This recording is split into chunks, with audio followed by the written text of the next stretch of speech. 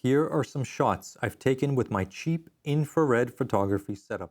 Infrared photography isn't for everyone, but it's definitely worth trying just to see how you like the look. Even if you don't, you'll still have a ton of fun experimenting.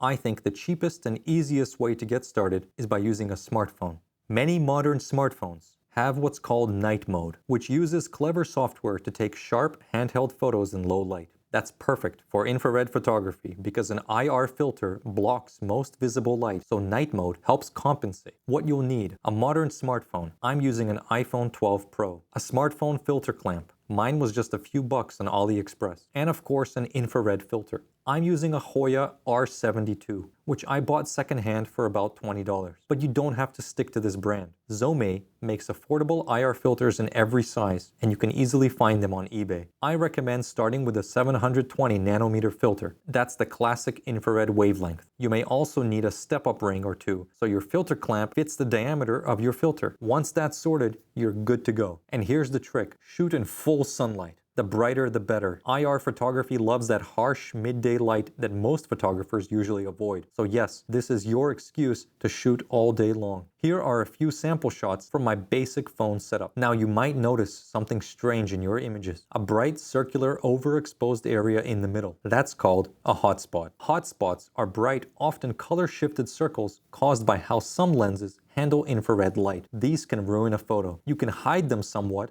by converting the photo to black and white. And there are some tricks in post-processing with radial filters to cancel them out. But who has time for that? I wanted to remove the hotspots altogether. And just like that, I went deeper down the infrared rabbit hole.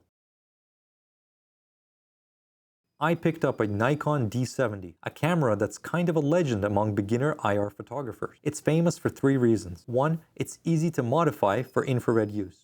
Two, it has a weak built-in IR filter, typical of early DSLRs. And three, you can find it for very cheap on the used market. My plan was to take advantage of that weak IR filter. I paired it with an older Nikon 28mm f3.5 AI manual lens, which is known to be great for infrared, very little hotspotting, and used my same Hoya R72 filter. This setup worked beautifully, but it needed a tripod. Remember, this is a DSLR from 2004, no fancy AI stabilization or night mode here. I loved the results, but lugging around the tripod downtown was a hassle. Security guards asked me to pack it up on multiple occasions, so naturally, I had an excuse to go deeper down the infrared rabbit hole.